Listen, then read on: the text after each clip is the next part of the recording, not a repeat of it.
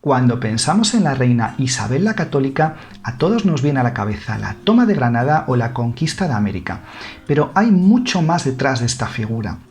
Hola a todos, yo soy Carlos Plaza y hoy vamos a hablar del ascenso al trono de Isabel la Católica. ¿Cuál es el contexto histórico en el que nace Isabel y en el que asciende al trono? Pues el denominador común del siglo XV en España, en los distintos reinos peninsulares, en Castilla y también en otros, son las guerras civiles.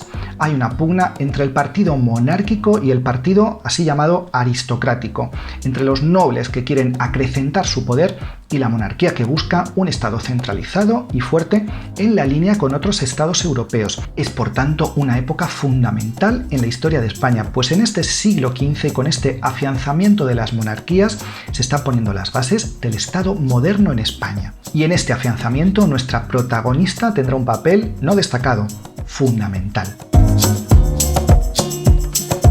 Nace Isabel el 22 de abril de 1451 en Madrigal de las Altas Torres. Es hija de Isabel de Portugal y del rey de Castilla Juan II. Y por cierto, Fernando del canal La Historia en Moto, un canal muy amigo de La Piel de Toro, os va a explicar de forma maravillosa, como hace siempre en sus vídeos, el pueblo de Madrigal de las Altas Torres. Echarle un ojo a este canal, ya que mezcla historia y blog de viajes, a mí es un canal que me encanta, y veréis que os va a gustar mucho. Y ahora continuamos. En el momento de su nacimiento, Isabel es segunda en la línea sucesoria, por detrás de su medio hermano Enrique IV. En 1453 nace Alfonso, su hermano. Aunque es menor, es preferido por varón, según el derecho castellano. Ya es tercera en la línea sucesoria, pero en 1462 volvería a ser adelantada en la línea sucesoria al trono castellano, ya que Enrique IV por fin consigue tener descendencia. Nace Juana. Juana será preferida a Isabel en la línea sucesoria al trono castellano, ya que es descendiente directa del rey, desciende por línea directa y no por línea colateral, como Isabel, que es su medio hermana. En el mismo momento de su nacimiento, en 1462, es jurada como heredera y sucesora por las Cortes. Esto es fundamental, ya que Isabel tras este juramento lo tenía muy complicado para llegar al trono. Pero la nobleza estaba muy dividida, era muy poderosa y no toda apoyaba a Enrique IV. Había una facción muy poderosa que decidió dar un golpe de estado prácticamente y llevó a cabo la llamada Farsa de Ávila. En esta Farsa de Ávila, el 5 de junio de 1465, parte de la alta nobleza castellana derribó un monigote de Enrique IV diciéndole a tierra puto, es decir, haciendo alusión a su supuesta homosexualidad, y entronizaron a su hermano pequeño, el infante Alfonso. Alfonso apenas era un niño, contaba con 11 o 12 años y era muy fácil de manejar por estos nobles. Estalló una guerra civil que duró hasta la muerte de Alfonso en 1468. ¿Y cuál fue el papel de Isabel en esta guerra entre Enrique IV y los nobles que apoyaban a Alfonso? Pues fue una actitud muy cauta. En 1467 es cierto que el bando alfonsino tomó Segovia, que era donde vivía Isabel, y se convirtió en su acompañante habitual. Isabel para ambos bandos era una pieza más. Por ejemplo, uno de los nobles más poderosos del bando de Alfonso, Pedro Girón, le ofreció a Enrique IV cambiar de bando, pasarse a su bando, si le ofrecía a la infanta Isabel como esposa. Enrique IV aceptó e Isabel, lógicamente, no quería casarse con este noble. Tenía apenas 16 o 17 años, era muy joven. Cuentan las crónicas que Isabel se pasó día y noche rezando, pidiéndole a Dios que o bien se muriera ella o bien se muriera Pedro Girón para no tener que casarse con él.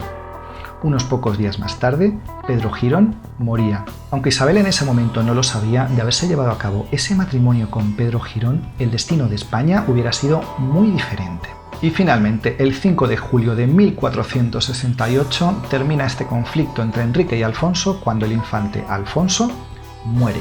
Algunos cronistas de la época afirman que el infante Alfonso fue envenenado con una trucha.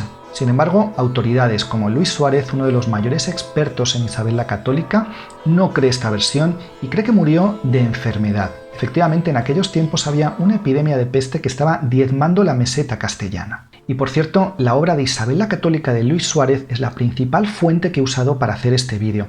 Es para mí uno de los libros más solventes sobre Isabel la Católica. Es uno de los mayores o quizá el mayor experto en la figura de Isabel la Católica en toda la historiografía contemporánea. Por eso, si a alguien le interesa este libro de Luis Suárez, os dejo el enlace de Amazon en la descripción.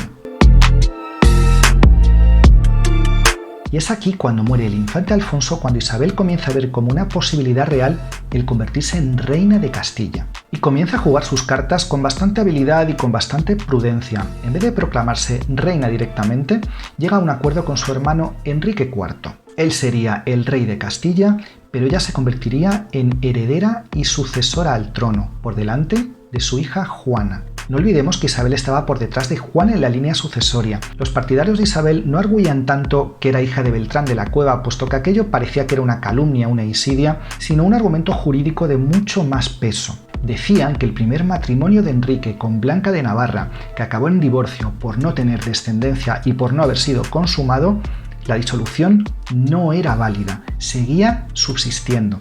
Aquel matrimonio seguía por tanto vigente. Entonces el segundo con Juana de Portugal, del cual nació la infanta Juana, no era válido y esta infanta era ilegítima, no podía por tanto ser reina de Castilla.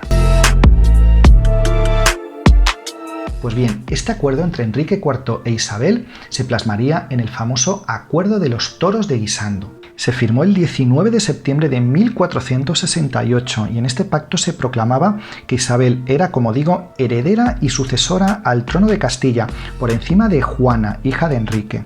Y esto es muy importante, que casaría con quien Enrique IV y su consejo designaran, aunque Isabel podía libremente aceptar o rechazar el matrimonio. También se le daban a Isabel varias villas, ciudades y rentas, y Enrique IV reconocería que su matrimonio segundo no era legítimo. Y quedaos bien con la cláusula del matrimonio, pues esta cláusula sería la que llevaría a la ruptura entre ambos, ya que Enrique tenía unos planes para el matrimonio de Isabel e Isabel tenía otros muy distintos. Ahora lo vamos a ver.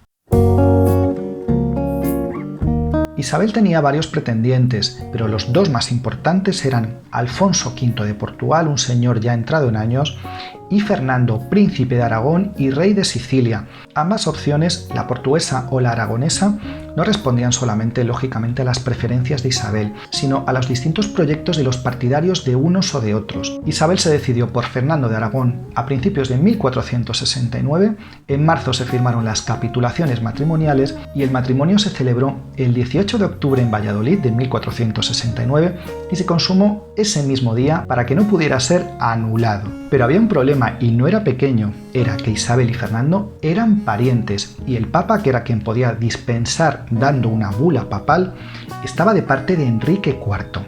Pues ¿qué hicieron? Falsificar una bula con fecha de 1464 y ya está, asunto arreglado.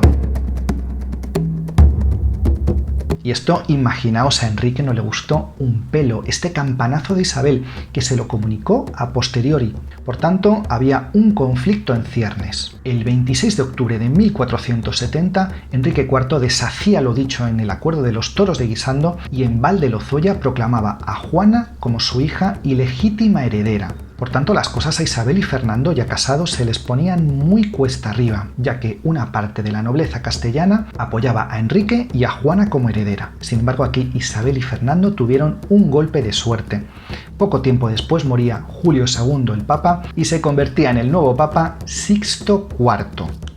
El vicecanciller de Sixto IV era Rodrigo de Borja, que no olvidemos que era aragonés y por tanto tenía un vínculo muy estrecho con la corona de Aragón y con Fernando. El nuevo Papa Sixto IV le dio a la pareja la bula que necesitaba. Esta vez era una bula auténtica, por lo que su matrimonio ya era totalmente válido. Y también consiguieron el apoyo de la poderosísima familia Mendoza, ya que este papa le ofreció el capelo cardenalicio a uno de los miembros de la familia Mendoza si se acercaba al bando de Isabel.